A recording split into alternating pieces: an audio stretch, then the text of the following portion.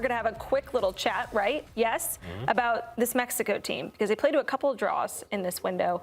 And we had been hyping this team up after the summer, deservedly so. They had a good run in the Gold Cup. They got the win. And, you know, how they did in Nations League. But, Nico, maybe did we get ahead of our skis here a little bit? They haven't been as inspiring since. Ahead of our skis. I've never skied, so I don't know what that implies. But I never in my life. Oh, wow. Yeah. Okay. But go on. Okay. From a results perspective, I think Mexico deserved their flowers, especially after so many years of American dominance. And from an American perspective, to see a Mexico team that, when they went up against the U.S. men's national team, finally feeling revived with that bite, with that hustle, with that grit, a very Vasco Aguirre-coded side, it felt like they were back, right? Perhaps not winning in the best way in the CONCACAF Nations League. Panama had them against the ropes until a stupid, dumb handball late in the game that gave Mexico the win. Panama was in it. And then in the Gold Cup, they didn't play that well. They still ended up winning. It's just that Mexico's individual quality at the end of the day is better than the rest of most of CONCACAF, but there were moments that were shaky for them. So I think there was a certain overreaction, at least from the American media side of things, because judging Mexican media side of things, even when they won Nations League, even when they won Gold Cup, I don't think everybody was, banging pots and pans. That's like a Cuban thing, but whatever. While you're skiing, smashing the piñata in celebration of this Mexico side just yet. Yeah, how do you see it, Lahoud? Look, I agree with what you're saying. The one thing that we didn't overreact on is the importance of their coach, their manager, Vasco Aguirre. I think he's reinstilled some sense of pride, a bit of competition, and there's some key pieces that weren't part of this window. Gilberto Mora not there, and you see the importance of your talisman, your leader, Edson Alvarez. So, yes, they were brought back down to earth a bit, but I think they're still in decent standing. Not out of this world standing, but still in decent standing. Better than the U.S. for sure. All right, well, let's now bring in our CBS Sports CONCACAF correspondent, Felipe Cárdenas. Felipe, so great to see you. Let's talk a little bit more about this Mexico team. What's kind of the viewpoint from the fans and from the team themselves after how they fared in this window? Nico's right. I think coming out of the Nations League and Gold Cup, certainly the very critical Mexican media was not celebrating the fact that we're back. We're the top of CONCACAF. We're the king of CONCACAF once again.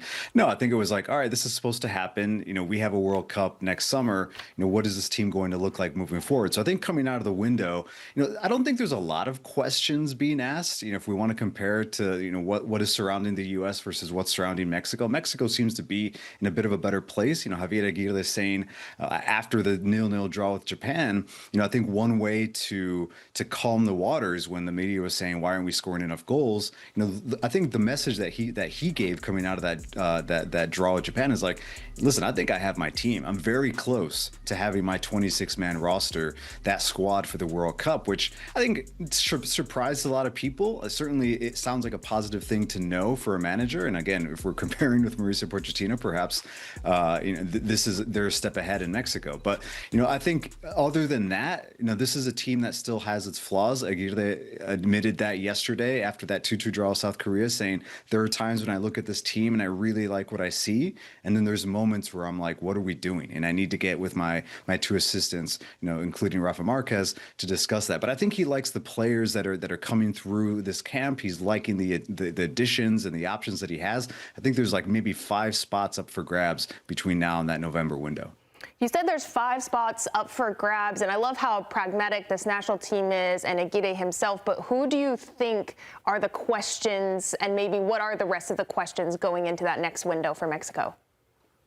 Yeah, I think if you look at position groups, let's start with the goalkeeper. I've said it several times, and I think I'm not the only one saying this. In Mexico, the goalkeeper position is still, I wouldn't say it's up in the air. I think Luis Malagón is going to start in 2026, but this is a country who is used to seeing Guillermo Ochoa, Memo Ochoa, be the goalkeeper and be a hero for Mexico in World Cup. So I think they're adjusting to that. And the fact that if Ochoa is going to the World Cup, he's going as almost like a guest, to break a record, to be at his 6th World Cup. But that is still a position that I don't think is really grounded in a lot of confidence. Look at the fullback goalkeepers position. this window in Talarangel and Malagón. Like I thought Malagón was for sure the number one. It just kind of what it felt like.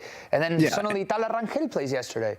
And Rangel, again, if you look at the call-ups for this window, Aguirre was very blunt about this. I'm bringing in Liga MX players. I'm going to mix them up with some of the European-based players that are still going to be around for these 2 matches. And so it was very much like it was out in the open. Like, we have a Liga MX squad that's going to play against Japan, certainly against South Korea, and we're going to look at some players. The center back position, who is going to be there if a guy like Cesar Montes, who was sent off against Japan, couldn't play against South Korea, who steps up? Juan Purata, a player that, if you remember from MLS, came in, was on loan at Atlanta United from Tigres, and now is playing very well in Liga MX. Aguirre, they shouted him out saying, this is an aggressive center back that takes risks on the ball. I like him. The wing play, I think he's still looking at certain wingers to come up and challenge guys like Alvarado that have been in this cycle for over the last 4 years. So you have players like Diego Lainez, who we all know about, a fringe player right now, a player that Aguirre wants to take to the World Cup, but isn't seeing enough from him. And then, of course, I think we're going to talk about this, but you go up top, the 3rd striker, Germán Bertarame, the Argentine, who's now a legalized Mexican citizen, he gets the call up. So I think he's looking at a 3rd striker. And then the wing play, like I mentioned, I think Chucky Lozano had a bit of a tryout this week, and we'll see what happens with him as well. Felipe, as we look at the midfielders, one player that is not with this group, and Vasco Aguirre chose to let him go with the U20s for the World Cup, is 16-year-old Gilberto Mora. How important is he to this El Tri side as they prepare for the World Cup next summer? I'm going to be like that guy, and it's like, let's not put too much pressure on him. I love the player. I love Mora. I think he's very good. I think he will be a big part of that midfield. I think what he represents is just a bit of a progression in the profile of the midfield that Aguirre wants versus what Tata Martino had and really relied on in 2022. Tata Martino wanted a really veteran core in the central midfield.